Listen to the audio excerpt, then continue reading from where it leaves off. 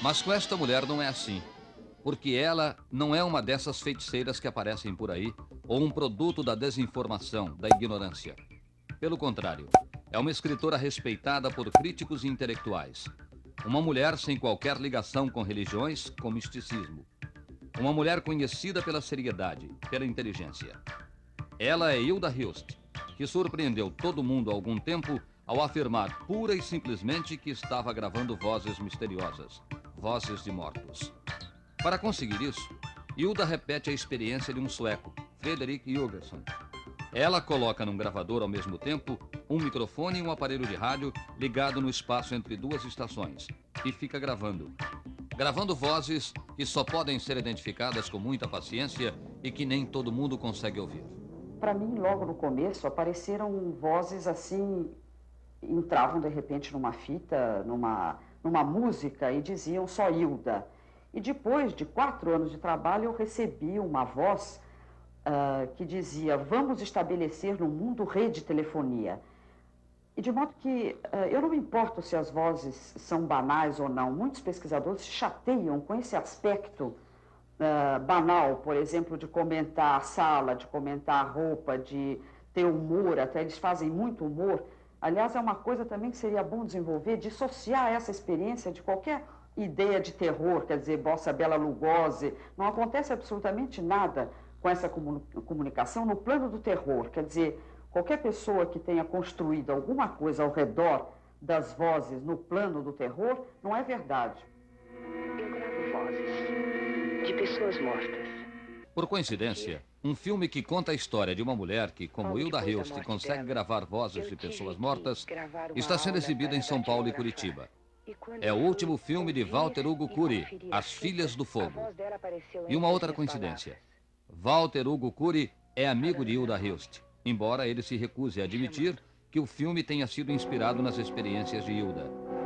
E o clima de suspense do filme, muito elogiado pela crítica, que vê nele o melhor trabalho de Walter Hugo Cury, não é bem o clima de Hilda quando ela fala das vozes misteriosas.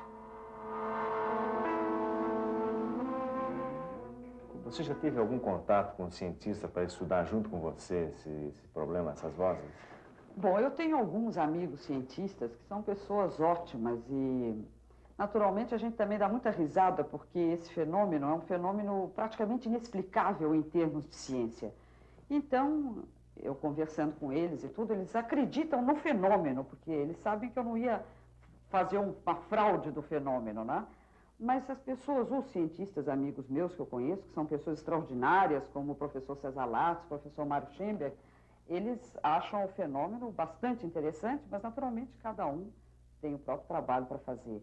Você acha que as pessoas devem acreditar nessas gravações? Eu não acho se devem ou não, eu acho que é um problema delas, porque eu, por exemplo, não pertenço a nenhuma seita, não é? E faço a gravação completamente, vamos dizer, dissociada de religiosidade, né? Então eu converso normalmente, aliás, se você começar a colocar posturas e rituais, as vozes disseram para o Jurgensen que não gostam desse tipo de contato com certa ritualística, essa coisa toda. Então agora, meus irmãos, não há nada disso. Você conversa normalmente, as vozes aparecem sim ou não. Não há nenhuma religiosidade junto com esse fenômeno. Ouça agora uma das primeiras vozes que Hilda conseguiu gravar. Era mais ou menos 11 horas da noite, estavam tocando uma música e, de repente, aparece o meu nome nessa fita. A cantora, em vez de dizer o que ela teria eventualmente que dizer, ela diz Hilda, mas mais sussurrado, tu es près de moi. Que isso quer dizer, em francês, você está perto de mim. Então eu vou tentar ver se vocês conseguem ouvir.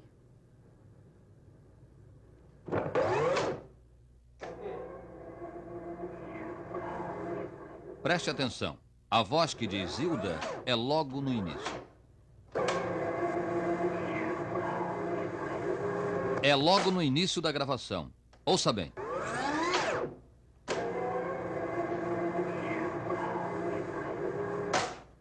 Uma experiência impressionante. Hilda acredita que conseguiu gravar a voz da própria mãe. Uma noite eu pedi a um sobrinho meu, que era o neto predileto da minha mãe, já falecida, que conversasse com ela como se ela estivesse viva. Aí houve um diálogo, quer dizer, houve um monólogo dele, muito extenso. Eu disse, bom, não tá acontecendo nada, então termina. Na hora de terminar, ele diz o seguinte: eu espero que a senhora esteja feliz.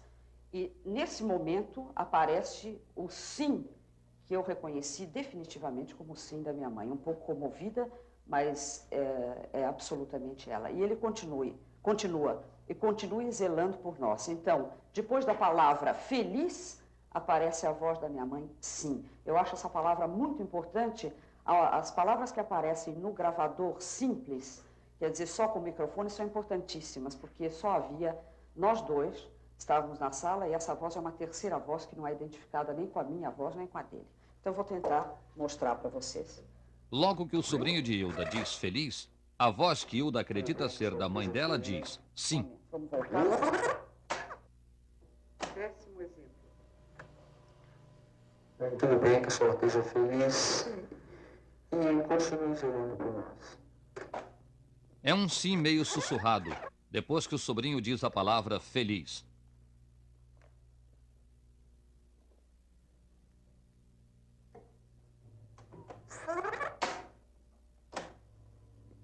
Tudo bem que a senhora esteja feliz e continue zelando por nós.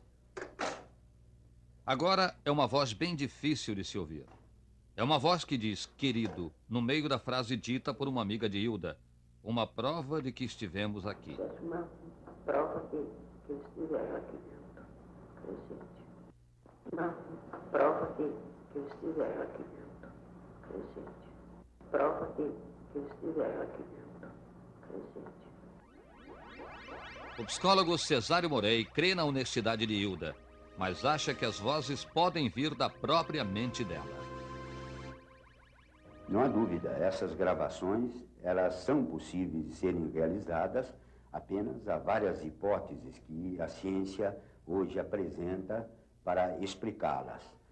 Uma das hipóteses principais, que parece ser a mais aceitável, inclusive pelos parapsicólogos, pelos grandes cientistas que estudam esse campo do psiquismo humano, é aquela de que esses fenômenos são provocados pela própria criatura humana. O nosso cérebro tem recursos extraordinários de poder não só gravar uma fita, como impressionar uma chapa fotográfica, de tal forma que, ao se tirar uma fotografia do rosto de uma pessoa, o que sai é o pensamento dessa pessoa, como aconteceu com Ted Sérios. No fato das gravações, também essa hipótese é válida.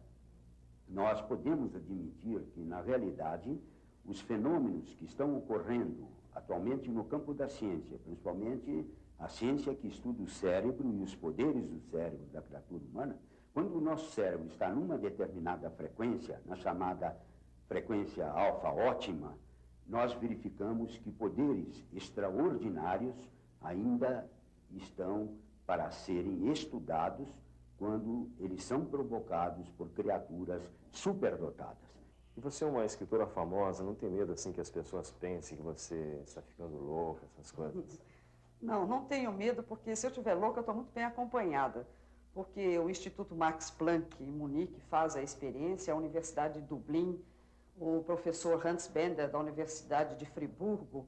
E depois eu acho que todos os inovadores são comentados assim, no início, como pessoas um pouco estranhas, não é? E que se todo mundo tivesse medo de fazer inovações, quer dizer, se tivesse medo de serem chamados de loucos, ninguém faria mais inovações. Eu acredito que várias pessoas que modificaram até, às vezes, uma vírgula num texto foram chamados de loucos. Isso eu não me incomoda, não.